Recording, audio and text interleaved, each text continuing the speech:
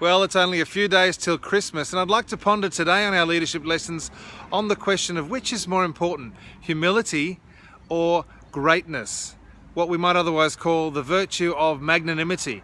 I actually think the two require each other to be authentic. For example, greatness is when we have this sense of our own purpose, our gifts, our uniqueness, that we're special. We actually have something to offer others, that we make a difference in our own very unique way. We have a sense of our own significance. We're actually all deep down do have a call to greatness. Now, a person who has this sense but who is not humble, we think are arrogant, people self-important, they own the place, they don't treat others well. So magnanimity by itself is not sufficient. Humility is that spirit, that virtue of the heart whereby we actually recognize the value of others, where we serve others, where in the small details of life we actually seek to do that which is good for other people. This is humble service. Now, humility, humble service, is the way in which we realize magnanimity or our call to greatness. We become great by serving others.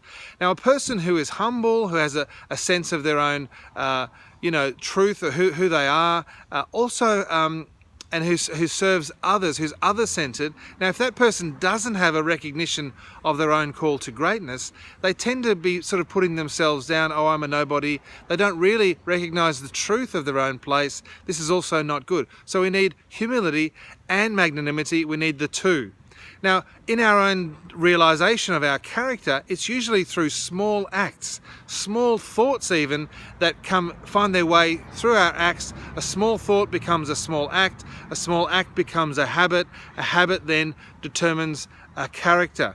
So it's in the little things that we actually become great over time. And this is one of the things I think is a good thing to think about at Christmas time, when we're setting the table for a Christmas feast, just putting out those little Christmas crackers, or the way in which we give gifts or say thank you to our staff. Little things that we do actually realize our purpose as called to greatness. And I think it's a good thing to do, to think about during Christmas time, to actually think, how do I live out humility and how do I live out magnanimity? And what is it in me that needs to grow, perhaps, one or the other, in order that the two can be realized together? That's my leadership lesson for today. This Christmas and throughout the holiday season, make your mark.